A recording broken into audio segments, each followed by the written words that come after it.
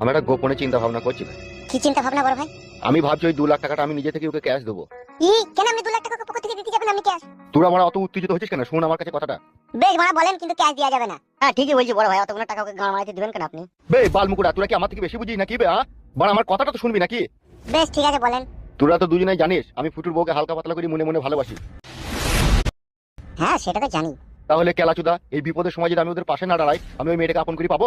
তাই বলে 2 লাখ ক্যাশ দিয়ে দিবেন? 2 লাখ আমার পকেট থেকে গেলি না, 22 লাখ আসল তুলে নেবো আমি। আমার নাম এমএলএ বিকাশ দত্ত, বুঝলি তো? তোরাকে কেউ কিছু বলবি না, যা বলার আমি বলি ওকে ঠিক কি করে দেবো, বুঝলি তো?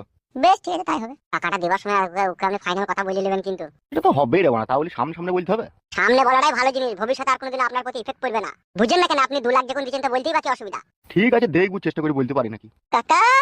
ফুটু নাকি রে? হ্যাঁ কাকা, ভিতরে আইবো? হ্যাঁ হ্যাঁ, আয় আয় আয়। কোনার অসুবিধা হলো নাকি রে? না না কাকা, কোনো অসুবিধা হয়নি। আপনি ঘর দিবেন বলেছেন না, সেই জন্য আর অসুবিধা হয়নি। ঘর তো দেবো বলেছি ফুটু, কিন্তু এটা অসুবিধা হয়ে গেছে রে। এ ছোড়া, মন খারাপ করি না, এদিকে টাকা এদিকে টাকা।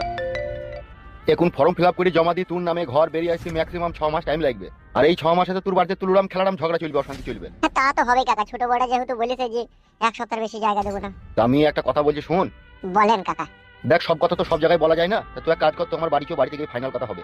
তাই চলেন, তাই যাবো, বাড়ি যাবো আপনার। ঠিক আছে চো, তোরা এখানে থাক, আমি একটু বুঝলি তো, আমি আসি। হ্যাঁ যান বড় ভাই, যান যান যান যান। যান যান যান। এই চো রে চো।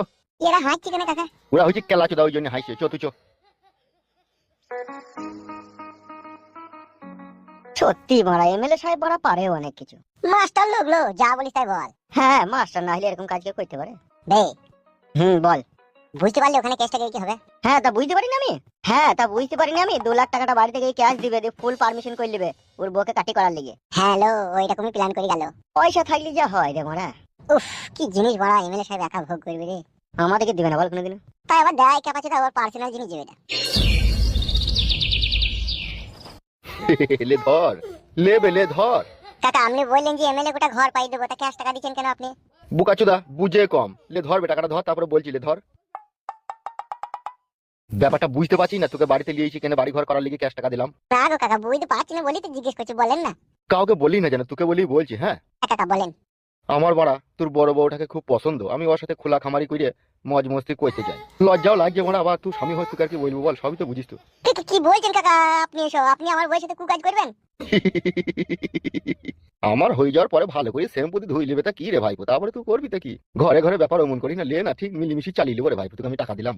না না কাকা, এইভাবে হবে না, আপনি টাকা ফেরত নেন। গড় রিস্তা হয়ে গেছি না, আমি আপনার ভাই, আর ওটা আপনার বউ হয়েছে, আপনি এরকম করবেন, এটা সমাজে